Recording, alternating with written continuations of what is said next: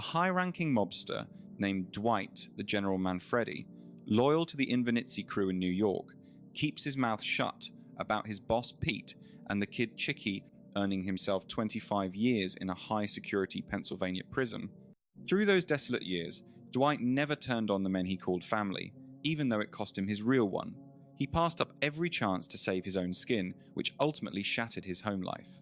Overwhelmed by the fallout, his wife, Marie, finally decided to walk away for good. Some years later, his daughter Tina gets tired of her father never being around and decides to cut him off for good. Despite the agony of his loss, Dwight stayed true to his path and finished his time in total silence. But as the clock ticked, the crushing reality of his situation started to erode his resolve. He finally understood the brutal, soul-crushing isolation that comes with 25 years behind a steel door. When he finally walks free, Dwight heads for the gates with high hopes. He expects his old crew to show some real gratitude for the massive sacrifice he made. Now 75, Dwight walks out expecting a big welcome, but only sees a lone driver. He figures the Invernitzis are just busy setting up a party and keeps his chin up. On the way back, he is blown away by how much the world has modernized. It hits him hard that life didn't stop moving just because he was locked away. The driver brings him to a Long Island estate to reconnect with the guys. He walks in and admits the new place looks pretty sharp. Once they stop shaking hands, the crew talks shop, but Dwight is stunned to see how the power dynamics have shifted. He has to remind them exactly what he gave up to keep them out of jail. This definitely was not the homecoming he wanted.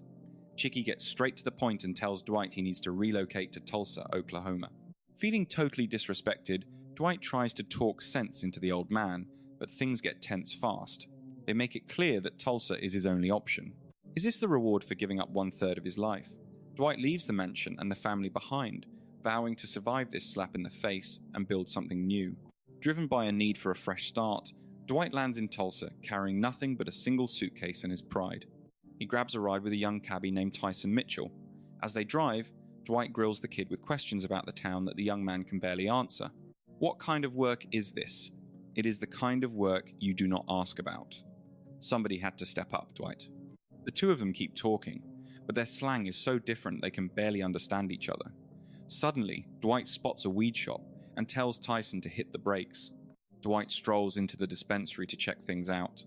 After dropping the security guard with a single punch, he meets the owner, Bodie, who is completely baffled by this stranger. I just leveled your muscle and you think I am some tax guy. Impressed by the cash flow, Dwight starts digging for more details on the operation. Dwight puts a little pressure on Bodie until he opens the safe. He is shocked to find $500,000 in cold hard cash sitting inside. He offers to protect the place from rival crews and the cops in exchange for a cut. Then, he grabs a few stacks of hundreds and walks out. Out front, Dwight puts Tyson on a fat weekly salary as his driver and tells him to go pick up a brand new black Navigator. Head to the hotel and drop the gangster act. Later that night, Dwight hits a bar, meets the owner Mitch, and starts chatting with the locals. The next morning, Tyson reports that the car dealer would not sell to him. Dwight is furious and goes down to the dealership to have a word with the owner Donnie. You are not getting it? Well, try getting this. That really was not called for. They head back to the weed shop so Dwight can give Bodie a new camera system. He tells the kid to start laundering his money before the government notices the mountain of cash. Afterward, Tyson drops him back at the bar. Dwight and Mitch realize they have a lot in common. Dwight explains he was named after the famous 20th century general by his immigrant parents. Later on, Dwight meets Stacy Beale, and they have a casual night together. The next day, Stacy panics when she realizes his age and makes a quick exit. A few hours later at the office, Stacy gets the shock of her life. The FBI just sent an alert about a new player in town named Dwight Manfredi. Within mere days, Dwight had already lined up a payday, made new connections, and found his footing in exile. One morning at his hotel, he spent hours hunting for a way to reach Tina. It had been nearly 20 years since he last heard her voice, or looked her in the eye. He finds her contact info, but the site blocks him because he does not have a credit card. Annoyed, he goes to a cafe to clear his head. Elsewhere, Stacy is still reeling, and calls a buddy to dig into Dwight's file. The guy did 25 years without talking, which she finds somewhat impressive. Meanwhile, Dwight explores the city and finds a spot known as the center of the universe. It is a place where you can shout and no one can hear you. Back in New York, Vince is back from the hospital with a wired jaw. He tells Chicky he wants his father to let them put Dwight in the ground. In Tulsa, Dwight gets rejected at the bank because his identification is decades out of date. At a nearby ranch, a man named Armand sees Dwight and loses it. Who am I kidding? The man is definitely here to take me out. Tyson then helps Dwight cheat his way through a driving test at the DMV. They head back to the bank to finish the paperwork for his card. As they leave, Chicky calls Dwight to demand $100,000 for the trouble with Vince. You have got to be joking. Later, Stacy finds Dwight at his hotel and admits she is a Fed. She demands to know what a mob captain is doing in Oklahoma. Tyson's dad, Mark, is getting worried about his son hanging around a criminal. He tries to convince the kid to go to college, but it falls on deaf ears. Dwight has Bodie set up a meeting with Jimmy, the weed supplier. True to his word, he plays hardball and walks away with a much better price. Over at the Mitchell place, Mark stayed up until dawn worrying about Tyson, and despite the relief of seeing his son return unharmed, the mystery of those late-night hours left him absolutely paralyzed with fear. The next day, Dwight's new card arrives. He uses it to track down his daughter's number and finally works up the nerve to call. Look, I am sorry, but she really does not want to hear from you. The pain of missing her childhood hits him all over again, leaving him crushed. The tough guy who spent all week taking over the town suddenly feels completely defeated. He is trapped by the ghost of a choice he made 25 years ago. One morning, Dwight gets up early and brings his own mug to the cafe for a quiet moment. Afterward, he gets behind the wheel with Tyson to practice for his test. Dwight finds a gold mine in laughing gas and pitches Mitch a deal. He notes one tank fills 350 balloons at $10 each. When morning rolled around, Tyson accompanied Dwight to his driving exam and doubled down on his plan to ditch the university path in order to carve out a name for himself in the criminal underworld. His mentor tried to talk some sense into him, insisting that real intelligence requires a degree, all while Armand secretly tracked them to the testing center and lurked nearby for the perfect moment to strike. Dwight begins his road exam with a nervous instructor named Paul and does well until they reach a traffic light. As Paul screams in pain, Dwight's instincts kick in and he pursues the shooter. After a frantic high-speed chase, Armand escapes, leaving Dwight absolutely livid. To Paul's horror, Dwight skips the hospital and uses the man's blood to record the attacker's vehicle details. Police soon swarm the scene and bring Dwight in for questioning. When they run his name, he just jokes about being a Leo. Stacy learns about the arrest and uses her rank to get him released. The two later share dinner and an intimate night together. Suspecting Vince is behind the hit, Dwight calls Chicky. Chicky argues that killing Dwight would be a terrible business move. Later, Dwight visits Paul in the hospital and drops off $10,000 to cover his pain and suffering. The near-death experience makes Dwight try to fire Tyson for his own safety. However, Tyson is hooked on the lifestyle and refuses to quit. Dwight leaves it as his choice. Soon after, a tip from Paul leads them to the shooter's torched getaway car. After scouring the area, Dwight hits the Fenario ranch, meets Margaret, and finally identifies the shooter. He tails Armand home, prepared to settle the score for good. But watching the man's young son run out to greet him stops Dwight in his tracks, and he walks away.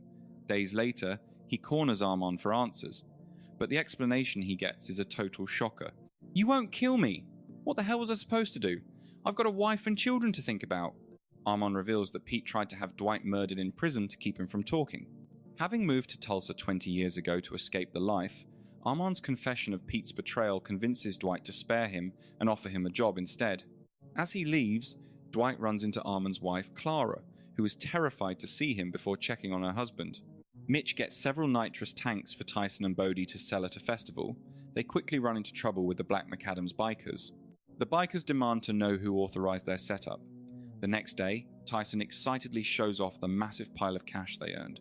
Dwight gives Tyson a bonus and the diamond pinky ring from Pete as a sign of his gratitude. Biker kingpin Colon Walrip is livid that his turf has been compromised. He wonders how they can project power when they look this weak. Meanwhile, Mark gets suspicious and starts grilling Tyson about that flashy pinky ring. Tyson confirms the stone is real. Dwight then calls his sister and learns his brother Joey has terminal cancer. The news fills him with deep regret over the decades he lost with his family while in prison. That evening, the bikers ambush Tyson and Bodie, stealing their cash and tanks while beating them up. After uncovering Armand's dark history with Dwight, Clara starts looking for a home in Florida to escape this nightmare. At the same time, Armand gets a call from Dwight to set up a meeting for their hit on the bikers. Mark catches a glimpse of Tyson's injuries and completely loses his mind. He is devastated to see the son he worked so hard to put through school throwing it all away, leading to a massive blow-up. What the hell was that, Tyson? You have exactly 5 seconds to get yourself and that junk out of my sight. You really crossed the line, Tyson. That night, Dwight makes Mitch stay behind so he doesn't risk a parole violation while they wait for the rest of the guys to show up. As they prepare to leave, Mark unexpectedly joins the team. He figures the enemy of his enemy is his friend. After the festival ends, Dwight and his men ambush the bikers to reclaim their money and tanks. Once the job is done, the crew hits the tavern to soak in their win. Unexpectedly, Mark turns down his cut and walks out. I hate to break it to you, but this isn't exactly the bonding moment you envisioned, kid. After settling the tab with his guys, Dwight retreats to his room to lick his injuries. That's when Joan rings him with the news that Joey is fading fast, giving him one last chance to talk. Hey there, Joey. Yeah, I'm really sorry you're going through this. Saying his final goodbye leaves Dwight weeping for hours, haunted by all those years he spent away from his kin. By sunrise, Armand is back home, but the adrenaline triggers a clash with a pesky neighbor, leading him to declare he's staying in Tulsa for good. Dwight flies to New York for the funeral and is greeted by his sister Joanne. He says a quiet prayer for Joey. He sees his daughter Tina for the first time in years, but realizes she is still furious. Joanne tells him Tina is a successful business owner raising twins with her husband Emery, who works in finance. In Tulsa, the bikers enforcer Carson recruits dirty cops to strike while Dwight is away. He warns them the boss is unhappy. Cruising through the streets, Tyson rings his lady to brag about turning a new leaf and finally getting his own place. Just as he's waiting for her to be impressed, the flashing lights of a patrol car kill the mood. The cops toss the ride and find a few joints, which is all the excuse they need to throw him behind bars. Back in New York following the services, Dwight treats the clan to a meal at a 4-star hotel where he finally meets Emery. Look, you really should have checked in with me before tying the knot with my girl. Tina snaps back in defense of her man, so Dwight tries to smooth things over by raising a glass to Joey and telling everyone to treasure the moment. Not buying it, Tina storms off with her husband trailing behind.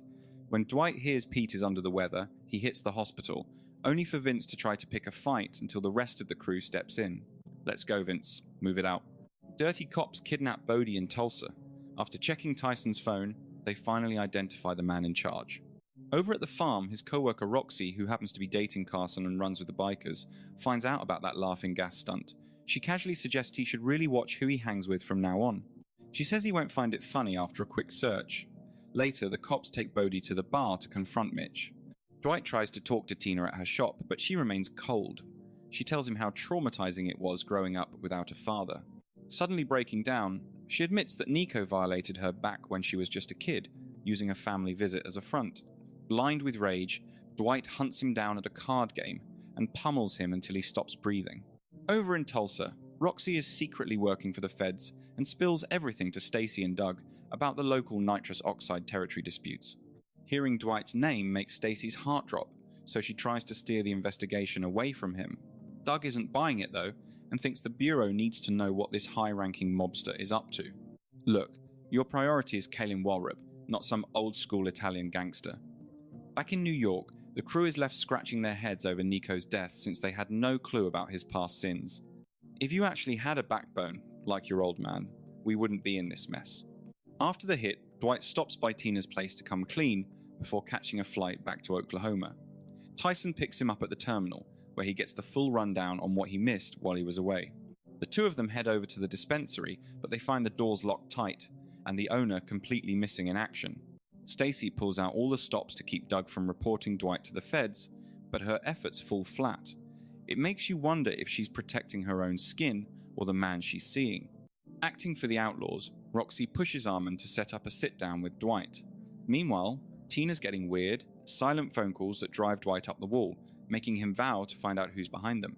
He ends up waking Goody in the middle of the night to demand he come to Tulsa. By the time morning rolls around, Stacy is warning him to stay out of sight. Getting cozy with a convicted felon is usually a career killer for a federal agent. After snooping around for a few days, the authorities drag Bod in and tear his shop apart, looking for dirt. To their annoyance, the place is totally gutted and devoid of clues. Back east, Goody tries to play both sides by telling the bosses he can head to Tulsa to talk sense into Dwight. Even though Chicky thinks it's a bad move, Pete gives the green light for Goody to go check on his oldest companion. Dwight finally sits down with the biker leadership to hear their demands. You're showing your cards too early, but when I move, you won't even see the blow coming. Just as the crew starts planning their next move, Bod finally shows his face. Bod is actually relieved when Dwight explains that they were the ones who cleaned out his shop to keep the cash and product away from the feds. Just don't think this means we're kissing and making up. Watching his misfit crew eat dinner together, Dwight feels a sense of pride as he realizes he's finally built a real family of his own. The next day, Dwight is horrified to learn that Pilot, the city's favorite stray horse, is on the chopping block, so he buys the animal and puts a local woman named Spencer in charge of its care. Call me if anything goes sideways, okay? No problem. Later on, Stacy reaches out with a sketchy plan to set up a massive weapon purchase. I'm telling you, this guy has enough firepower to start a war. I really need your help on this one, but I just can't do it. Fuming from his encounter with Dwight, Solon gives the order to spray Mitch's place with bullets as a warning shot. In the meantime, Dwight heads to the ranch to check on his horse and starts hitting it off with Margaret. Back in the city, Emery gets jumped and left in bad shape right outside his home. That same night, Carson pulls up to the bar and lets loose with a hail of gunfire. Dwight and Mitch don't hesitate, returning fire and putting Carson in the ground. They ditch his biker colors and bury him out in the middle of nowhere, while Pete gets some surprisingly good health news from his doctor. Go ahead and plan for the future, because there's no reason you won't be around for another 15 years. Chicky doesn't look too thrilled about that, does he? When Dwight hears about the hit on Emery, he's furious and begs Tina to move the whole family to Oklahoma for their safety, but she won't budge. While the bikers are wondering where their man went, they get a package containing his bloody jacket that sends them into a tailspin. Terrified by the turn of events, Roxy calls her contact. They took him out, and he's never coming back. Armand and Tyson scoop Goody up from the station and bring him to the bar, where Dwight greets him with a barrage of tough questions about the attack on his family. I don't know a thing about Nico. Do you really think Chicky would go that far? What would he even gain from doing that?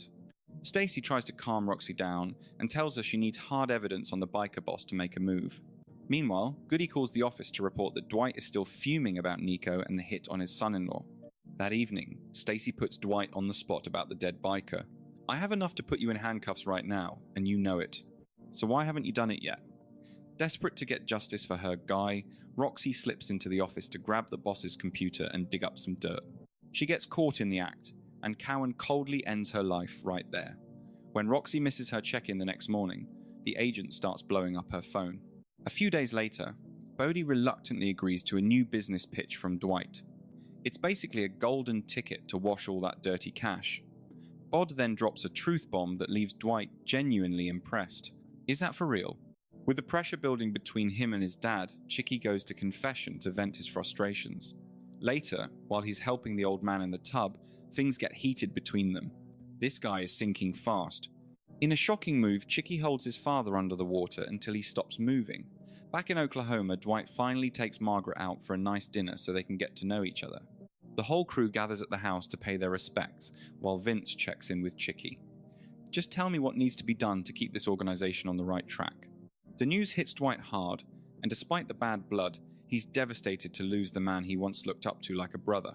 Dwight and Mitch take their ragtag team out for some shooting practice, so they aren't helpless in a fight. Most of these guys have never even pulled a trigger before. I'm just trying to keep you alive. Stacy storms over to Cowan's place, demanding answers about her missing informant. Meanwhile, the boys sit down with Jimmy to iron out the details of their casino venture. At the wake, Vince and Chicky start plotting their move against the man they call the General. The choice has been made, and there's no going back now. It looks like whatever honor the family had left died with the old man. Over at the office, the various federal agencies meet up to piece together the recent string of violent crimes. Stacy points out that Cowan is sitting on a mountain of hidden cash and talks the feds into seizing it to finally take him down. Tyson finally packs his bags and says goodbye to his parents, ready to stand on his own 2 feet. I'll be fine, Dad. God bless you, son. The feds hit the bar but come up empty-handed as the targets have already bolted. However, they do stumble upon a secret account linked to Taulan worth over $8 million. They've got money in everything, from crypto and credit cards to commercial real estate. Sensing the walls closing in, Cowan gives his paid-off cops their final marching orders. While they're out driving, the police pull Dwight and Tyson over to take him into custody, but Dwight doesn't let them intimidate him. We know exactly where you live. That works both ways, pal. The following day, Chicky gives Dwight a call and puts on a fake act of brotherhood while talking about a fresh start. Chicky and Vinitsy surely win the prize for villainy. Elsewhere, Clara, disgusted by Armand's criminal dealings, warns her husband to quit the mob or face a divorce. Stacy tracks down Dwight at his hotel to share the latest news regarding the investigation. She claims the feds are finally backing off. However, as they chat, Cowan and Robbie appear and open fire on them. Stacy shields Dwight and kills Robbie, though she is badly wounded. In 1997, Brooklyn, Chicky and Vince tied a man to a radiator and beat him for stealing. While Armand pleads for mercy, Chicky burns the man with a hot iron while shouting a string of curses. A panicked Armand begs Dwight for help. Dwight rushes over to stop the young thugs and tries to free the victim, but the lock is stuck. The hot iron starts a fire that quickly spreads through the building. Dwight orders everyone out and stays behind to save the trapped man. Realizing the situation is hopeless, he pulls the trigger on Ripple to spare him the agony of the flames. Moments later, the law catches up with him outside, leading to a swift conviction and a 25-year sentence. In the present, police arrive and take a blood-covered Dwight in for questioning. Stacy goes into surgery while Dwight faces federal questioning. Luckily, a lawyer sent by Bodie arrives to get him released from the station. Sick with worry for Stacy, Dwight speeds to the clinic to find her. He expresses deep gratitude for her life-saving bravery. During their talk, he discovers their enemy is a wealthy mogul capable of escaping abroad to rebuild his criminal empire. The weight of the news hits hard as he realizes Stacy faces termination for their association. Meanwhile, the antagonist rallies his troops for an all-out assault. The conflict won't end until every loose thread is severed. With his new guards, Dwight confronts the New York crew at their hotel and gives them 3 seconds to decide. Dwight then has his men drive Chicky and Vince to the airport and walks away. With biker tensions rising, Dwight rallies his men and introduces Goody, warning them there is no turning back once this path begins. Dwight tells Bodie to drain Cowlin's bank accounts. Meanwhile, Mitch's father remarks that Dwight seems like a decent, honest man. Using his technical mastery, Bod drains the villain's bank accounts, leaving the feds baffled and the target livid. To compensate for her job loss, Dwight gifts Stacy a drive containing $1 million and a heartfelt letter of appreciation. That night, Cowan's crew ambushes the bar. Dwight's team reacts perfectly and kills them all. After finishing Cowan, Dwight asks if they still think he overplayed his hand. 3 months later, Tina visits with her sons. They go to the ranch to ride horses, while Dwight introduces Tina to Margaret before the club's reopening. The lifelong fantasy finally materializes, bringing a profound sense of peace and joy to his heart. High on life, he spends the afternoon bonding with Tina and his grandkids. It is a truly touching scene. However, after leaving the ward, Stacy's ties to Dwight cost her a 6-month suspension from her professional duties. A catch exists though. As the casino's grand opening kicks off and locals pack the lounge, the crew finally pauses to savor their hard-earned success. While Mitch rocks the stage, Dwight sticks close to Tina. Eventually, they share their very first dance as father and daughter. Tragically, the celebration cuts short when Dwight is summoned outdoors, where Stacy is waiting. That drive is flagged as an attempt to bribe a federal agent. Tina sprints outside and freezes as her father is hauled away, a crushing wave of childhood trauma washing over her. Do you promise to tell the whole truth? Stacy, we've met. Jury selection starts next Tuesday. Get me a jury seated immediately. While locked up, Dwight crosses paths with a nervous wreck named Harron, who's facing federal heat for an energy swindle. Apparently, the guy blew $12.5 million of government wind farm grants at the gambling tables. Seeing his fear, the general offers advice. Keep staring and I'll end you. Have you done time? Just a casino stint. Tina's crew is reeling and arguing about their next move. Goody takes charge and promotes Mitch. He claims he's the only one who truly understands Dwight. Serious? I'm Italian. Later, the prosecutor argues to keep Dwight in jail until his court date. Dwight fires his lawyer and represents himself. He argues his local businesses mean he isn't a flight risk. Bail hits $3 million. Tina pays it. The Bureau warns Stacy that Dwight is out. Don't sweat it. With Dwight's new empire and Goody flipping, talk of a broken family spreads. Jerry warns Chicky about the gossip. The crew needs to shut down talk about their internal wars. The gang celebrates their boss's return. Mitch introduces his cousin Bigfoot. What's your specialty? Psychology. Impressed by the man's attitude, The general puts him on the payroll immediately. Dwight visits the ranch and sees Margaret. She invites him to a gala for a major weed mogul. The feds shadow Dwight as he leaves. He's done with the games and wants it to stop. Dwight hops out of his ride to confront the tail, only to realize they're actually playing bodyguard for Stacy.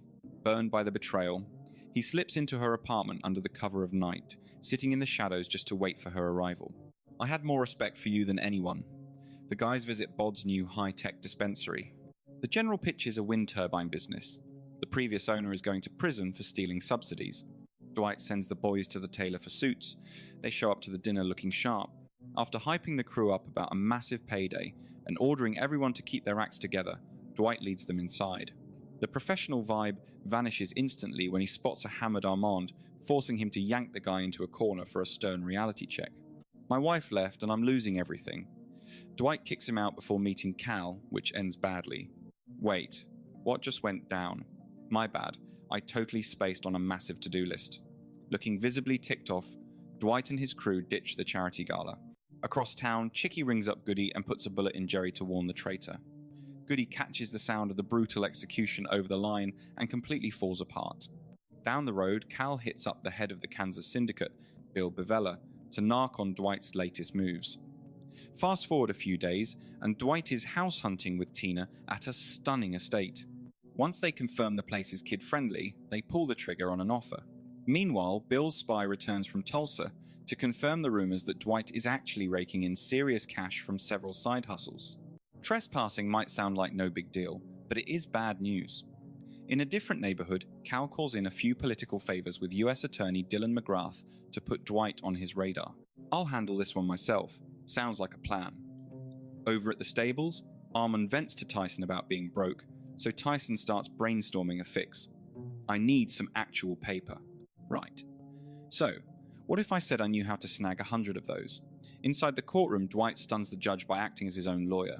The jury returns a guilty verdict. You're looking at a 10-year stretch behind bars. Got it. At the same time, Tina is getting cold feet about the big move and vents to Joanne, who promises to fly out to Tulsa and help her unpack. Miles away, Bill rings Chicky, convinced Dwight is still a soldier for the Invernizzi family. Do you have any clue why I'm calling? I know exactly why you've been silent. Down at the casino, Bod coaches Dwight on jury selection, while the boys creep into Donnie's lot to rip the catalytic converters off every car. Afterwards, Dwight hits the prison to talk shop about wind power with Harlan. Why do it? Because I'm in the business of making money.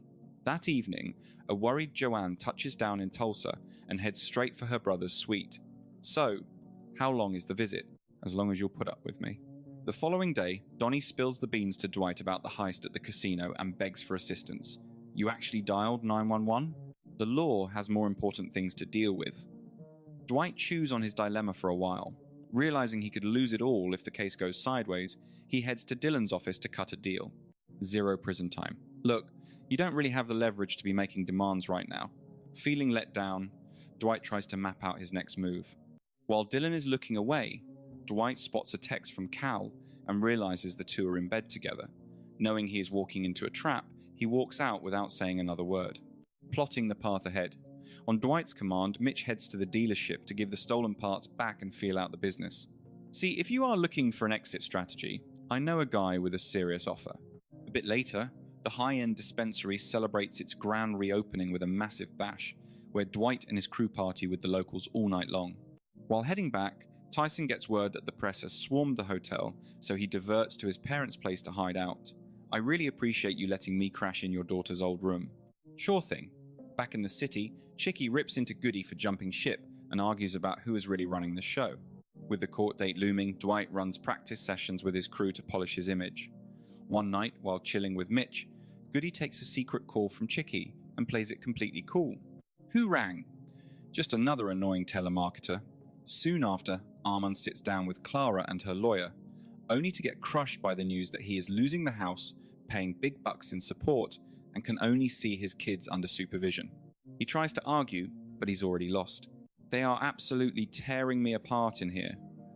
Over at the new place, Tina and Joanne are busy fixing things up when they run into a guy named Wesley, the neighborhood's uptight vice chair. The following morning, Dwight gets ready for court, but as he heads out, Wesley hits him with a ticket for leaving his trash bins in the wrong spot. Just pay the fine and move on. Look, I've had my fill of courtrooms, so let's not make a federal case out of it.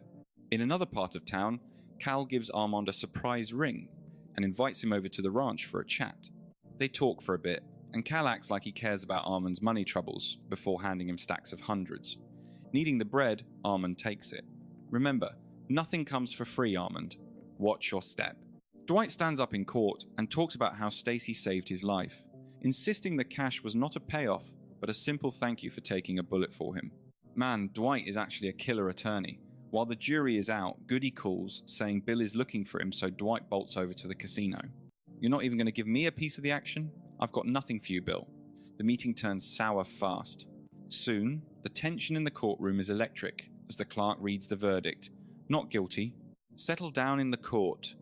During his victory bash at the casino, Goody tells Dwight that Cal is outside with an offer, so he goes to check it out. The second Cal tries to make a move on Dwight, Bigfoot, and Goody, take him out right there. Turns out, Goody is a pretty valuable guy to have around. Dwight goes back inside like nothing happened and dances with Margaret before heading to her ranch. Meanwhile, Tyson and Bigfoot leave Cal's corpse on Bill's doorstep, which sends the Kansas boss into a blind rage. Rattled by the hit, Tyson crashes at his folks' place. The next day, he sees Mark struggling with his old van and tries to slip him some cash, but the plumber's pride won't let him take it. Meanwhile, an irate Bill calls Chicky. He won't even get a decent burial. You weren't the one who pulled the trigger. Does that really change anything? In Tulsa, Dwight tells Tyson he's having doubts about blowing off Bill, but Tyson tells him he made the right call. Back at the shop, Dwight breaks the news about the assassination attempt, and Bod is absolutely fuming. Tyson pulls Bod away to get his head straight. Across town, Cal gets into a shouting match with his partner, tri-leader Jackie Ming, because Jackie is planting poppies on Cal's property. Jackie argues that it's a gold mine, but Cal demands he burn the crop. Cal then drops by Armand's place, hands him another stack, and acts like a friend before fishing for Dwight's current location. Up in New York, while Nicky, Vince, and Chicky plan their next move against Bill, Chicky drops a cold-blooded line about his father being gone. No doubt. You should have seen him thrashing around in that tub like a dying fish. Back in Tulsa, Tyson chauffeurs the guys to the wind farm in Galena to meet Jimmy and his associates, Medhot and his boy. Anu wants 20% of the power for the tribe's needy areas, and a 20% cut of the cannabis profits for the right to build on their land. Once they hear Cal is also bidding and talk it over privately, Dwight's crew accepts the deal and shakes on it. Goody spots a strange car creeping around his block and gets paranoid. He waits for the perfect opening, and as soon as the car parks, he jumps the driver. To his surprise, it's just a delivery guy who can't find an address, so he lets him slide. Later, Dwight and Mitch talk shop with Donnie about buying the dealership, and he agrees to stay on and teach them the ropes. They decide to put in a bid. While Chicky is out cold in New York, Vince answers a call from Bill and starts making plans. Starting to feel like I overvalued how much New York actually matters these days. So, where is Nero hiding?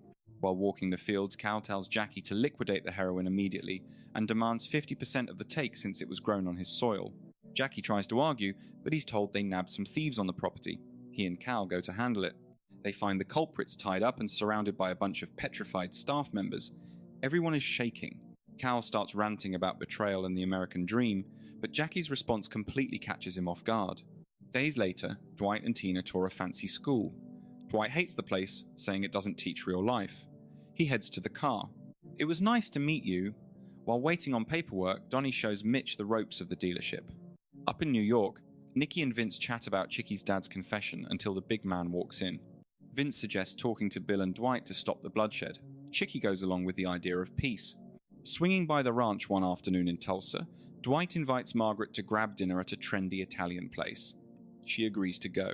Looking for leverage against his rival, Dwight probes for intel on Cal while venting about their recent clashes. You just here to ask me out? I'm not sure how I feel. Don't worry about it. It's fine. Back in New York, Vince hits up Goody. You know the rules, you never skip a sit-down, period. Over at the shop, Grace shows Joanne around and explains how the whole operation works. A fresh concept hits her regarding selling snacks to patrons, leading to a trial run with some baked goods. Meanwhile, Cal visits his stables at the ranch, only to find Dwight there, sparking an immediate and tense confrontation. You're way out of your league, Belle. Not quite. Margaret has to pull a gun to stop them. Jimmy and Bod meet Anu's team at the wind farm to inspect the ongoing maintenance work. Things take a violent turn. when Jackie's security detail, directed by Cal, launches a surprise assault and begins smashing the equipment. Jimmy calls Dwight for backup. Dwight's crew arrives just in time and beats the hell out of the attackers. Dwight interrogates the leader, Henjin. "Tell me who sent you." Thresh did. Cal tries to buy back in with Bill. He wants a partner to help finish Dwight, but the boss shuts him down and hangs up. During their Italian dinner that evening, the server mentions that Cal prepaid for a bottle of champagne for them. Tired of the constant meddling, Dwight hits back by charging a fleet of the most elite, high-priced vintages to his enemy's credit card. He orders 2 more bottles right away, then treats nearby diners to the drinks on his rival's dime. Nice try, Cal. The pair spends the rest of the night connecting and sharing a laugh over the massive bill they just stuck him with. Armand sees Bod is all beat up and asks what happened. The answer he gets is a total shock. Word on the street is it involves the man who organized that charity event we attended. Over at the Mitchell residence, Tyson finds out his dad's vehicle stalled out again, which is tough given his packed plumbing schedule. Since Dwight is heading to Atlanta, Tyson asks if he can borrow the Navigator for the day. Dwight says yes, but tells him to watch his back. Just make sure you clean the car out after. Tyson eagerly follows the boss's lead, beginning to chauffeur Mark around to his various gigs. Over at the grow operation, Jackie is livid about the security breach and slams Cal for letting personal beef screw with their bottom line. Cal just tells him to relax. Inside the SUV, Mark is loving the luxury and the smooth ride. While driving, Tyson spots a white car following them and starts keeping a close eye on it. Dwight swings by the gambling hall to grab Goody, joining Mitch in roasting him for his paralyzing phobia of flying. Before taking off, Dwight asks Mitch for a solid, "Teach Tina firearm safety so she can keep herself and her kids safe." While plotting to maximize their leverage for the Atlanta summit, Chicky gets bagged for carrying heat, leaving Vince to fly solo. Back in Tulsa, Joanne's savvy new distribution strategies for boosting margins really blow Jimmy and Bod away. Mitch takes Tina to the range. It's way louder than I thought it would be. You see? Disturbed by the news about Cal, Armand confronts him at the ranch. Life is just a series of deals. In Atlanta, Dwight and Goody wait for the New York crew. "You guys make milkshakes here?" "We sure do. You want one?" "No thanks. Who drinks that?" The meeting officially kicks off with Vince. "You're a tough negotiator. 575, it's a deal." They shake, but New York stays silent. What does New York get out of this? Just milkshakes. Vince is in trouble when Chicky hears the news. Back in Tulsa, Jackie corners Cal and drops some truth, telling him it's time to bury the hatchet with Dwight once and for all. Over in New York, Vince reports back to Chicky on the meeting, admitting that Dwight didn't budge an inch. As evening falls in Tulsa, Tyson finally sees the grind his old man goes through and feels a new wave of respect for his dad's hard work. But the mood shifts when he spots that same shady car tailing them, putting him instantly on edge. Back at the casino, Dwight checks on Tina's training. "She's a natural. My pleasure, man." Saved by the bell, Mitch. Tyson calls Dwight and asks to buy the SUV for his father. In Kansas, Bill starts second-guessing the deal he made. He feels like he got the short end. While the Mitchells get ready for dinner, Tyson surprises Mark with a gift that leaves both of them emotional. It's a huge moment for Tyson, who finally feels like he's giving back to the father who sacrificed everything for him. The following morning, Mark heads out for work, with a spring in his step, but Tyson catches a glimpse of a white car racing past. Before a warning can leave his lips, Mark pulls the car door open, and a massive blast rips through the air. At the hospital, the family waits for news. Mark is going into surgery, but he's going to make it. Dwight and Goody show up to help. Tyson's mom isn't having it and tells them to leave. The ATF checks the blast site. The car is registered to a guy named Dwight Manfredi. Overwhelmed by everything, Tyson loses it. It was Bevilacqua. Are you guys for real right now? Back at the estate, the general breaks the news to his family just before the feds show up. The agents are blunt, asking if he has any idea who's currently trying to put him in the ground. Following a quick huddle with his crew, Dwight decides to poke the bear in New York. He rings up Chicky, looking to see if the kid was the one who rigged the car. After concluding that Chicky is clueless, he demands a word with Vince to pin the blame on Bill. The response is cold. The New York crew denies involvement, leaving Dwight to hunt that ghost car alone. Manfredi retraces the steps of his guys, greasing palms for security footage across town. Eventually, he catches a lucky break with a partial license plate on that suspicious white ride. He brings the lead to Paul, demanding a search for a white Prius. It is supposed to be the final favor, though neither of them truly believes that lie. Tyson tries to see his father, but a shattered Angie blocks the door, leaving him devastated. Meanwhile, Chicky is busy stirring the pot, telling Bill that Dwight thinks he's the bomber. Bill isn't buying the act, questioning Chicky's own motives in the mess. Later, at the stables, Dwight grills Armand about how much he's been leaking to Cal lately. Armand admits he might have let some secrets slip, forcing Dwight to distance himself from Margaret for her own safety. Back east, Vince is quietly organizing a sit-down with the other crime bosses. The bosses commend Vince for his patience, instead of acting on impulse. Down in Oklahoma, Dwight pays a tense visit to Cal's operation to get answers about the blast. "That explosive was meant for me, but you hit an innocent man instead," Dwight growls. Cal plays the fool, claiming he has no clue what the general is talking about. Stunned by the accusation, Cal confronts Jackie and realizes his partner is a loose cannon. Over at the bar, Mitch tries to pull Tyson out of his downward spiral. Mitch warns the kid that this is his final exit ramp from the criminal life. Up in Kansas, Bill's crew decides that violence is the only way to deal with the Tulsa problem. Tyson sneaks into the hospital, whispering a tearful apology to his unconscious father while promising to settle the score. Jackie ignores the warnings and prepares his heavy hitters at the farm. He starts questioning Hanjin's loyalty, worried about what might happen if Dwight gets to him first. Mark wakes up and begs Dwight to keep Tyson from doing something stupid. Dwight calls the kid, who is already sitting outside Bill's place, ready to pull the trigger. Just as Dwight tells him to back off, one of Bill's trigger-happy associates spots the car. Shots ring out, forcing the situation into a bloody confrontation. Tyson returns fire, clipping the guy before racing back to the casino in a panic. Dwight reassures the shaking kid that they protect their own, no matter the mistake. It's a surprisingly tender moment in a very violent world. While Bill plots his revenge, Chicky calls him again to keep the fires burning. With pressure mounting from all sides, Armand starts losing it and begs Clara to join him in witness protection after he snitches to the feds. He's absolutely crushed, however, when she tells him she wants no part of his mess. Feeling the heat, Dwight tells Tina to take the grandkids back to the city for their own good. He just hopes she doesn't end up despising him for the chaos. Tina admits her love for him is exactly why this life is so painful. Later, a boozed-up Armand causes a scene at the ranch until Margaret kicks him to the curb. She orders him off the land before things get physical. By morning, Tina is heading back to New York, while Joanne stays behind to watch Dwight's back. Dwight rallies his team at the shop, keeping the details vague for their own protection. Meanwhile, Chicky is running his mouth in New York about Bill's hit on the general. The other bosses wonder if this is a good move or a disaster. The second Chicky leaves, Vince realizes everyone in the room thinks the guy is a liability. The consensus is clear. The guy is unhinged and needs to go. Back in Tulsa, the federal agents show up at the casino with a grim warning. The feds mention Bill by name, telling Dwight to watch his back. A desperate Armand crawls to Cal for help, knowing Dwight is onto his betrayal. Cal just mocks him and tosses him out like trash. Realizing he's out of options, Armand records a heartbreaking goodbye message for his little boy. Out at the greenhouses, Jackie stages a hostile takeover, forcing Cal to sign over the business for a mere $1,000. In the city, Vince sits down with Fat Jimmy to figure out how to handle the Chicky situation. They both agree the current path is unsustainable. When Chicky realizes he's lost the room, he loses his cool and storms out. The bosses don't even blink, knowing his reign is effectively over. Tragedy strikes in Tulsa when Bill's hitters ambush the shop, leaving Jimmy dead on the floor as the lights go out. Dwight rushes to the bloody scene with his inner circle. Meanwhile, a terrified Cal begs Bill to help him take out Jackie before everyone ends up dead. Bill points out that Cal brought this war on himself. At the casino, Armand snaps, holding a gun to Goody's head and making off with a bag of cash.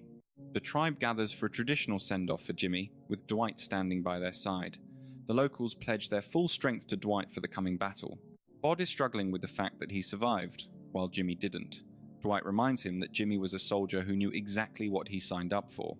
With $500,000 in the trunk, Armand heads for the border but turns around at the last second. Dwight is already hunting him down. Vince tells Chicky to fix the mess and bring the general back into the family fold. It's clearly a setup for the upcoming meeting. Bill talks to his partners about a potential peace offering, though he wonders if the blood already spilled has made a truce impossible. Cal warns Margaret that Jackie is coming for everything, including her ranch. He admits the guy is out of control and dangerous. Margaret panics when she realizes Jackie owns 49% of her land and begs Dwight to negotiate a peace before she loses everything. Chicky tries to fly out to finish the job, but he's blocked at the airport. It turns out his recent public outbursts landed him on the government's blacklist. The heavy hitters meet in secret to discuss their common problem. They identify the real threat as Ming, your very own business associate. Armand approaches Jackie with a fake offer of help, claiming he can guide them through the ranch's defenses for a clean hit. Under the cover of darkness, Armand leads the hit squad right into the heart of the compound. He plays his role perfectly until they are deep inside. The trap springs, and the invaders are wiped out by Dwight and his allies. Manfredi reveals that Armand had flipped back and helped set the whole ambush. Say it once more. It is not too late yet. We are going to have a conversation, and you are going to settle the score with her. Bigfoot enters Jackie within the horse stalls, and a heavy silence blankets the estate as order is finally restored. Elsewhere, Chicky boards a train headed straight for Tulsa. Once the chaos subsides and the air clears, Dwight finds his way back to Margaret's side. A couple of days afterward, Dwight arrives at Cal's 18,000-acre cannabis plantation. I did not come here to barter. I am seizing the entire operation. Cal surrenders without a struggle and retreats. Meanwhile, Mitch wraps up the paperwork to acquire Donnie's automotive dealership. I never imagined I would move 352 vehicles in a single day. Out of the blue, Vince contacts Dwight to report on the leadership shakeup within the Inez organization and warns him that Chicky is officially en route to Tulsa. No matter what follows, I hope we can find a common path. A few days later, once the tension fades, Bill seeks out Dwight at his gambling hall to propose a partnership. What is in it for me? Oh, you are looking to grab a piece of the pie? Simultaneously, Chicky touches down in Tulsa, storms into the dispensary, and demands an audience with Dwight, leaving everyone paralyzed with fear. Upon hearing the news, Dwight drops his current tasks and races over to the storefront. What is your angle here? I am here to bury the hatchet. Sending you out here was my father's brainchild, and it was a massive blunder. Back at the ranch, Armand catches up with Spencer and offers her a sincere apology. After vowing to stay on the wagon, he also mends fences with Margaret, who eventually welcomes him back into the fold. Over in Kansas City, Chicky huddles with Bill to plot how to keep Dwight on a short leash. What is your obsession with this guy? He is the source of every single one of my headaches. As Bod prepares for a shift at the cannabis farm, Joanne suggests she can manage the shop for him, and he accepts. Meanwhile, Chicky and Bill track down Dwight at the casino, where Chicky outlines a plan for business growth. What is the verdict? Do not be so hard on him. This whole thing was his vision. He is on board. It is a win for everyone. In the brutal aftermath, Dwight looks down at the man he practically raised, realizing it did not have to end this way, while justifying the act by remembering that Chicky tried to kill him at every opportunity. Lost in thought, Dwight tells Bigfoot to handle the cleanup and moves on. That evening, after the mess is cleared, Dwight and his crew unwind at the casino while watching Mitch's new commercial for the car lot. After the group cheers for their friend's success, Dwight stands up to speak. Everything is legitimate now, and none of you have to worry about looking over your shoulder. Once the dust settles, Dwight watches with a sense of joy as his team laughs and enjoys their newfound peace. However, this moment of tranquility is short-lived. While Margaret and Dwight are fast asleep in her room, a group of masked assailants appears from the shadows and kidnaps Dwight. You are on our payroll now. We will make it worth your while. Let us get down to brass tacks. Exactly how large of a blast radius are we talking about? Jeremiah Dunmire. When is the package going to be ready? It will be finished when it is finished. I will give you a call. After driving for several minutes, Dwight finds himself in a freezing interrogation room facing FBI agent John Musso, who explains that Ripple was his mole inside the Inez family and screams at Dwight for destroying a years-long investigation by taking him out. Baffled as to why he is being grilled for a past crime he has already served time for, Dwight demands an explanation. He is stunned to find that the feds know every detail of his Tulsa activities, from the biker wars to Chicky's death. Backed into a corner, Dwight tries to stay calm as his situation grows increasingly grim. You would be the perfect candidate for these specific tasks. As a stunned Dwight weighs the gravity of his situation, the agent makes his intentions perfectly clear. So when I reach out, you better pick up immediately. A couple of hours later, a visibly shaken Dwight is finally set free. During the ride home, he is consumed by thoughts of his new life and the danger he has brought upon them. Later, Dwight visits the ranch and breaks things off with Margaret to protect her from the fallout, then storms away. Before he can even process the breakup, Dwight gets a call from Quiet Ray, the ultimate kingpin in New York, who requests a face-to-face meeting. Despite the chaos in his life, Dwight agrees to the sit-down out of respect and flies to New York with Goody, Bigfoot, and Joanne. Once there, Dwight meets with Ray, who expresses his pity for how the Inez family discarded him after years of loyalty, then offers him his own crew and territory if he returns to New York. Ray: I have built something of my own, something solid that I am proud of. It is just too late for that now. Back in Tulsa, Mitch is surprised to see his former girlfriend, Cleo Montague, at the shop and gives her a warm welcome.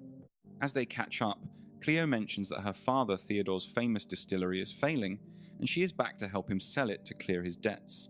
She expresses her frustration that despite her efforts, her father has agreed to a low-ball handshake deal with a local rival named Jeremiah Dunmire. After hanging out for a few minutes, Cleo hands Mitch a bottle of her father's premium bourbon and takes her leave. Meanwhile, Dwight returns to Tulsa and goes straight to the casino to clear his mind. Moments later, Margaret finds him at his table and promises she wants to stay with him regardless of the danger. Later, Mitch meets with Dwight at the casino and vents about how much he hates the car business before mentioning the legendary distillery that is going under. To prove how good the product is, Mitch gives him a sample of the bourbon, which immediately impresses the general. Consequently, Dwight decides to back Mitch's plan to buy the distillery. Later, Dwight tells Bod to take some cash to Bill's crew alongside Grace and Tyson. Bod agrees with a scowl, questioning why they are still doing business with the people who murdered Jimmy. The following day, Mitch accepts Cleo's invitation and heads to an estate sale at the Montague home with Dwight, Goody, and Bigfoot. Inside, Dwight tracks down Theodore in his study and offers to pay double what the Dunmires are offering. However, Theodore explains that he has already given Jeremiah a binding handshake and refuses to go back on his word. Outside, Cole steps up to Mitch. Let us drop the act. Take it easy, tough guy. I am just here to deliver a message. Elsewhere on the road, with miles still to go, Bod's electric car loses power and the group is stranded. After Dwight helps move the meeting point, Bill sends his collectors to pick up the payment. The second they pull up, Bod recognizes one of them as Art, the man who killed Jimmy, and his blood begins to boil. While he tries to suppress his fury, the men grab the bag, only to find it filled with Bod's books instead of stacks of currency. As the goons start to get aggressive, Bod claims it was a simple mistake and agrees to drive Art to the dispensary to get the correct bag. Let us go, comedian. Let us get this over with. Zane. Later, while Dwight is spending time with Joanne and Margaret, a furious Bill calls to complain about Bod's behavior. He's in mourning, Bill. He is what? What the hell does that have to do with him pulling a weapon on my soldier? The next day, Dwight meets with Theodore again to try and persuade him. Dunmire is going to lose his mind when I team up with someone. Their enemy is now my enemy. Later, John calls Dwight to give him a heads up. You have been spending quite a bit of time with the Montagues lately. Do you want to explain that? Meanwhile, having heard about Theodore's new deal with Dwight, Jeremiah goes to confront his old rival at his estate. That was a terrible deal, Jeremiah. I found a better one. Moments after Jeremiah leaves, Cole and his crew trap Theodore inside the house and set the entire place on fire. Afterward, Dwight and his team arrive at the smoldering ruins, horrified by the scale of the destruction and wondering what kind of monster would condemn a man to such a death. At the funeral wake, a stressed Goody breaks the news to Dwight that Armand's big mouth at his meetings led to his sudden disappearance. Dwight tells Goody to stay cool and keep hunting. Then, Jeremiah Dunmire arrives to trade barbs, comparing their rivalry to the woofer pain of a full-body burn. Dwight shuts down Jeremiah's massive buyout offer for the distillery. Across the room, Cleo spots Cole and loses it, nearly attacking her father's killer until Mitch steps in. Dwight and Joanne pull an all-nighter with the Ledgers, baffled that such a top-tier product could go belly up. They refuse to believe it was just bad luck. The crew meets Cleo at the charred remains of the Montague mansion. Dwight gently nudges her to dig through her memories for any clues left behind. Cleo reveals a hidden vault packed with 50-year-old bourbon. Seeing $150 million in liquid gold leaves the whole team speechless. She shows them the ruins of the old shop, explaining how Jeremiah choked them out by threatening distributors. That man owns every cop and thug in the county. Goody strikes out at the support meeting looking for Armand. Meanwhile, Tyson tries to recruit his father to fix the bottling line, but the old man isn't buying it. Pam pushes for the deal so she can keep tabs on things. Shortly after, Dwight, Mitch, and Bigfoot pay a visit to a distributor named Walden. Walden claims his inventory is packed. Dwight pivots, asking if he still leans on that psychology background, and dares him to give it a go. Cole corners Cleo at the distillery, trying to sell her on a future together. He suggests they skip town once the family patriarch finally kicks the bucket. When his charm fails, Cole turns nasty and threatens to strip her of everything. The next day, Bill rolls up to the distillery looking for a fight with Dwight. Bill compares Dwight's reliability to that of a rattlesnake. Ignoring the insult, Dwight and Joanne try to hammer out a deal, but Bill thinks they're overreaching. A fuming Bill weighs his options when Vince calls from a pizza joint. After hearing Vince's money troubles, Bill promises to loop him in on any future scores. Taking his wife's advice to heart, Mark shows up at the distillery ready to lend a hand. Despite the shaky peace with Ray, Bod confides in Grace about his plan to clone Ray's phone and spy on his every move. Once Mark gets the machines humming, the crew cleans the place up and starts bottling that rare 50-year-old stash. Later, Dwight reaches out to Cal. Cal claims he's running to save Oklahoma. It is wild seeing a career criminal transition into a gubernatorial candidate like that. Cole's goons raid Mitch's place in the middle of the night. Even with the element of surprise, Mitch and Cleo manage to beat them back. Jeremiah strolls into the casino to find Dwight.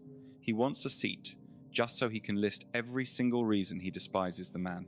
After her shift, a drunkard goes after Spencer in the parking lot. Cole swoops in to save the day, earning her heartfelt gratitude. Sensing a storm brewing, Dwight rallies his crew. He warns them that survival depends on truly understanding what their opponent is capable of doing. Before the workday even begins, John calls with a set of coordinates. He tells Dwight to be ready for a car to pick him up. Leaving Joanne in command, Dwight boards a creepy self-driving vehicle to meet John. Back at the distillery, Tyson drags a hesitant Grace and Bod into a scouting mission. On the long haul to Texas, Dwight and John talk shop. John reveals he's got deep files on every single member of Dwight's inner circle. After Dwight charms a cop to avoid a speeding ticket, the scene shifts to Tulsa. The recon team is floored to find Cole running a senior bingo night. Clara storms the distillery demanding to see Dwight. The crew insists they are also looking for him and that he's done nothing wrong. Down in Texas, Dwight introduces himself to Dexter. He tells the guy to do his homework on Dwight and Freddy if he wants to know who he's dealing with. Goody links up with the crew at the bingo hall. He realizes Cole is running a grift and immediately starts plotting a countermove. As they drive away, Dwight questions why this Dexter guy is so vital. Back home, Mitch and Cleo spend the afternoon cruising around town. Cleo ignores Mitch and trashes the Dunmire lawn in a fit of rage. Mitch just wants to get the emotional girl back home before things escalate. After cashing out their wins, the guys hit a club. Against better judgment, Tyson slips into a private room with a dancer named Serenity.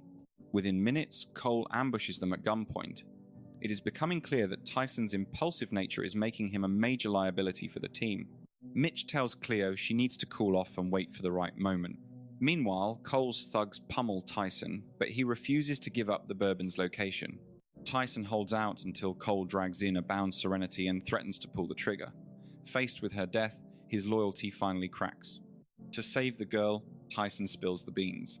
Cole's team promptly loots the warehouse, and a devastated Goody has to call Dwight with the news. The next morning, Dwight lays into the whole group.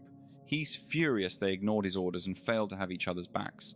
Bill and his crew roll up to the distillery to move some product, but Bill pulls Dwight aside to grill him about where Armand went.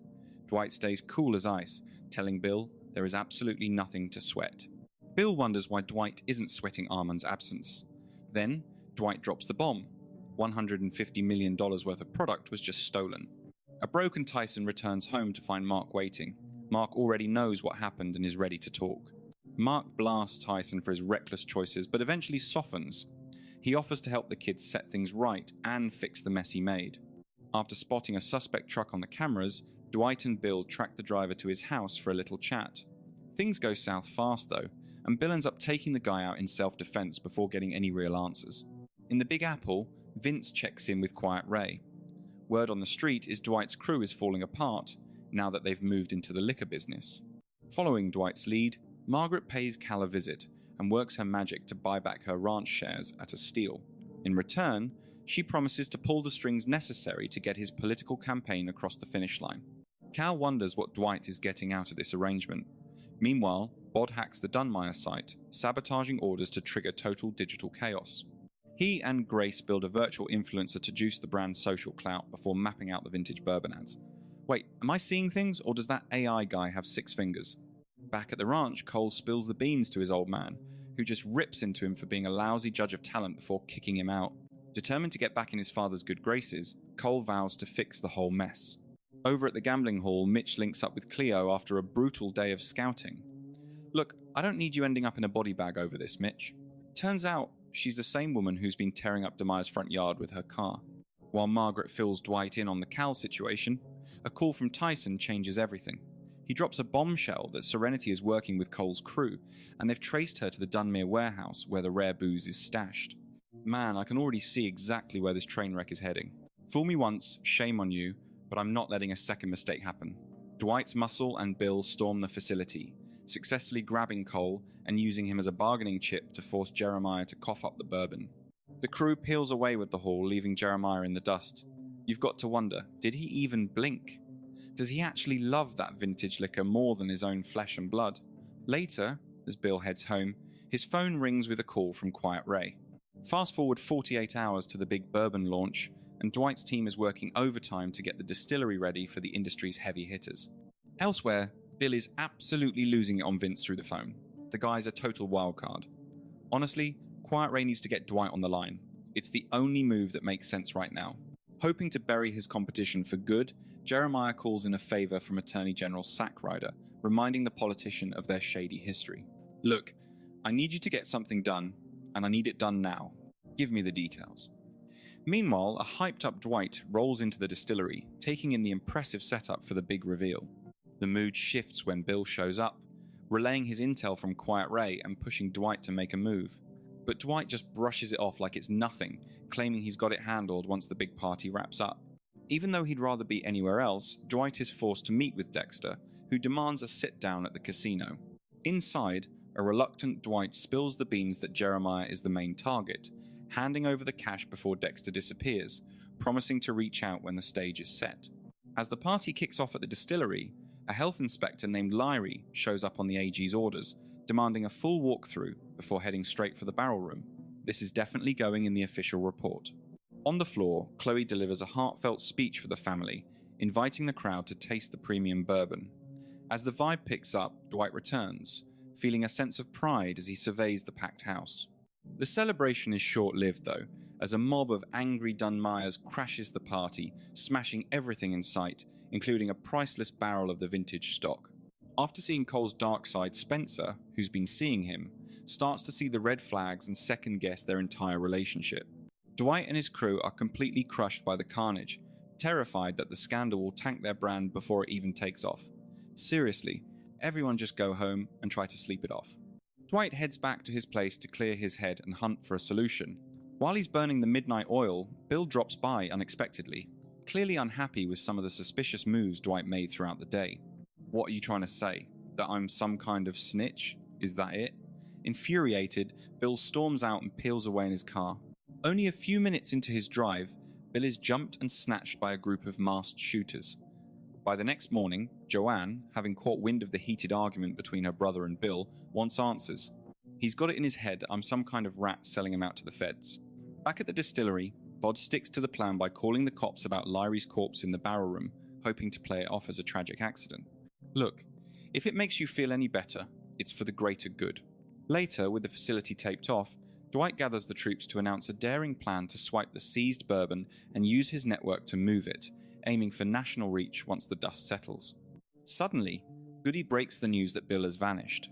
Dwight mentioned he was headed your way when we last spoke. Convinced he's behind the disappearance, Dwight puts a call into Quiet Ray. I think you need a little getaway. Where to? To a spot we're both familiar with. Meanwhile, Dwight's crew splits into pairs, Grace with Bod and Mitch with Cleo, to smuggle cases of bourbon across state lines for the handoff. Over at the Dunmere's mansion, Jeremiah gives the Attorney General a piece of his mind.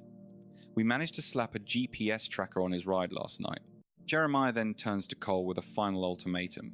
If you want to earn my respect, you need to finish this once and for all. Using the tracker that AG planted, Cole starts closing in. Cole hunts Dwight down, sending a hit squad after him. Somewhere else, Bill wakes up in a frigid, empty room, praying for someone to put an end to the nightmare. On the road to Arkansas, Dwight and Tyson spot the tail and lead Cole's men right into a trap while Cole watches the failure in real time. Tough break, buddy. You're definitely not getting a promotion for that. Elsewhere, a crooked cop pulls Mitch and Cleo over. Desperate to deliver some good news to his father, Cole rings Jeremiah to report his progress with the pair. You need to track down Manfredi and put him in the ground. Man, can Cole do anything right in his father's eyes? In Arkansas, Dwight, Tyson, and Bigfoot settle into their hotel to prep for the big meeting. So, where exactly is this sit-down happening? Right downstairs. Meanwhile, even with their hands tied, Mitch and Cleo manage to jump the police, break free, and make a run for it. Dwight and Quiet Ray finally sit down in Arkansas, but the mood sours immediately when Dwight realizes Vince is now on Ray's payroll. Dwight tries to ignore the disrespect and ask about Bill, but Quiet Ray loses his cool over the kidnapping accusation, blowing up and demanding 80% of the liquor money. Just as Dwight starts to fire back, Bigfoot spots Cole's assassins moving in and screams for cover while he, Tyson, and Ray's guys open fire to wipe out the threat. In the chaos, Quiet Ray flips the script and accuses Dwight of setting him up. Later, on the ride back from the disaster, news breaks that they found Armand's body hanging in some cheap motel. Goody drops the bombshell on Dwight. The following morning, a fuming Quiet Ray calls Dwight back. Seriously, what is it you want from me? I'm here to finish the deal we started. Dwight manages to flip the narrative, convincing the boss the hit was meant for him, and even has the guts to ask Ray for a favor. Fine, I'll give you a hand. Later, Dwight marches into the Attorney General's office, demanding he reinstate his sister's liquor license. I think it's time for you to leave, pal. After the meeting flops, Dwight reaches out to Margaret for help. She grabs lunch with Sack Ryder's wife Anna and starts digging for the AG's dirty little secrets. Elsewhere, a reluctant Spencer meets Cole and rips into him for ruining her standing with the team by trashing the distillery. Cole confesses that his desperate need for his father's love always leads him down a dark path, apologizing and begging her not to leave him. Back at the casino, Tyson is looking for a way to move up the ranks. With some help from Goody and Spencer, he cooks up a scheme to impersonate cops and rob drug-heavy frat houses to flip the stash for a profit. The trio hits up Spencer's college, scouting a house before Goody and Tyson barge in as officers to seize all the cash and gear. Listen up, kids. Unless you want to spend the night in a cell, keep your mouths shut. Finally, Dwight and Margaret lean on Cal to flip the Attorney General, suggesting he endorse him in the campaign. They tell him to set the meeting at the casino, where the real soul of Oklahoma is, rather than some snobby restaurant for the elite. Dwight and his crew keep a close eye on the monitors, while Cal and Sack Ryder sit down to talk business. Grace slides some free chips their way, and the Attorney General can't resist the gamble, riding a hot streak that has him beaming. The luck runs out once Grace rigs the game, leaving him drowning in a $100,000 debt he can't possibly pay back. The execution went perfectly, allowing Dwight to step in and trade that massive debt for the return of Joanne's liquor license. Back at the ranch, Jeremiah continues to break his son's spirit, asking Cole if his brain was rattled as a child. It is a cruel way to speak to your own flesh and blood, but Jeremiah is more focused on confronting Sack Ryder about the license. Unlike the others, Dwight Manfredi actually plays by a set of rules, while Jeremiah finds himself behind bars. By the next morning, Dwight's crew is celebrating at the distillery as they finally rip off the seal and get back to business. Cole retrieves his father from jail, only to find the mysterious Dexter waiting for them back at the house. Dexter admits he was hired to take Jeremiah out, prompting a tense private meeting in the office to discuss who pulled the strings. Even though they were strangers, they realize their interests align because they share the same powerful enemies. Margaret throws a big campaign party at the hotel, coaching a shaky Cal through his big speech. While everyone is distracted by the glitz, Dexter sneaks into the hall, plants an explosive, and disappears into the shadows. Dexter initiates a high-stakes meeting on his own terms, leading Dwight to tip off his contact John about the plan. Everything must go perfectly as Tyson and Spencer look for a new spot to hawk their product and throw a massive party. While the kids hunt for a venue, Dwight discovers that John is responsible for Bill's disappearance and demands his partner's release. John refuses to let Bill go, arguing that his freedom would only jeopardize the entire operation before it is finished. At the meeting spot, Dwight offers to take care of Dexter personally as payback for all his savage crimes. John is tempted for a second, but ultimately sticks to his guns and insists on doing everything by the book. The team moves in cautiously, only for Dwight to find himself staring down the barrel of Dexter's gun inside the dark warehouse. Out of the blue, Mitch and Bigfoot jump the terrorist and haul him off to the crypt for questioning. Meanwhile, a grateful Cal asks Margaret to be part of his new administration if he wins the seat. The party at the shop is a massive hit, and the ecstasy inventory vanishes into the pockets of eager customers. The celebration ends when Cole warns them about the hotel bomb, just as Dwight extracts a recorded confession from a captured Dexter. A frantic call from Tyson confirms the danger, forcing Dwight to grill John about the explosives at the hotel. Dwight stuffs Dexter into a coffin and floors it toward the hotel with his crew, knowing the clock is ticking down with 10 minutes left. He tries desperately to warn Margaret and Cal over the phone, but he can't get a signal through. John and the specialist arrive just in time to help Dwight's crew clear the building before the countdown hits 0. The building erupts in a massive fireball, leaving John and Dwight to contemplate the sheer ruthlessness of their enemies.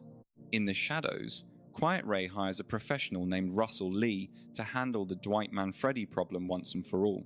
The morning after, John demands the evidence, but Dwight won't hand it over without a federal liquor license in return. With the legal hurdles cleared, Dwight dominates the local market, leaving the Dunmires to watch their empire crumble. Tyson brings a heavy bag of cash to the casino, proving that their new side hustle is a gold mine. Russell walks into the lion's den with a smile, forcing Dwight to question exactly why an old acquaintance is suddenly in town. Tyson hits up the weed shop to score some ecstasy from Bod, who agrees to cook it up for him. Later, Russell gets a call from Quiet Ray looking for a status update, but Russell shuts him down and walks away from the hit.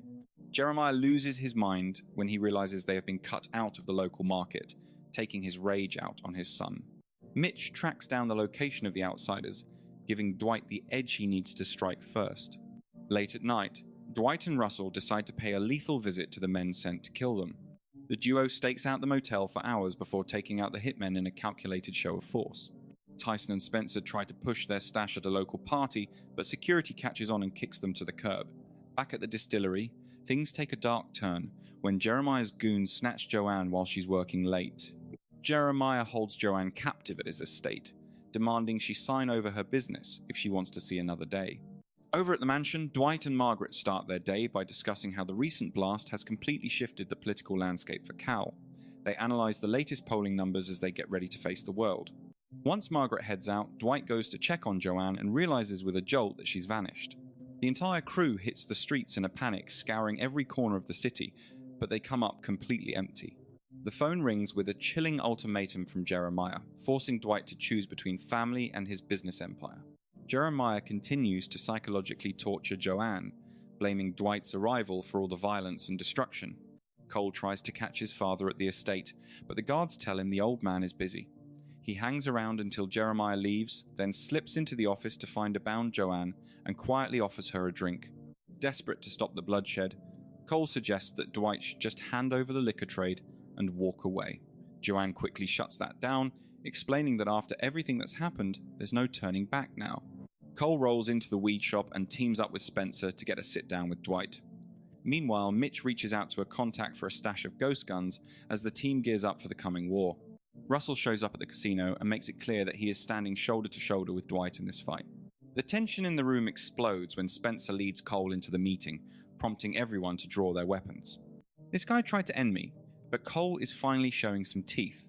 Looking at things objectively, Russell decides that Cole's remorse is the real deal and convinces Dwight the kid deserves another chance. Don't forget Margaret and the hotel bombing. He is the only reason we survived.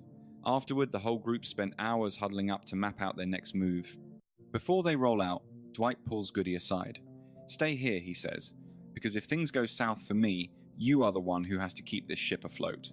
Dwight and his boys hit them when they least expect it, chucking grenades until the entire estate is glowing like a midsummer bonfire. Amidst the total chaos, the crew breaches the mansion, clears out the security, and pulls Joanne to safety.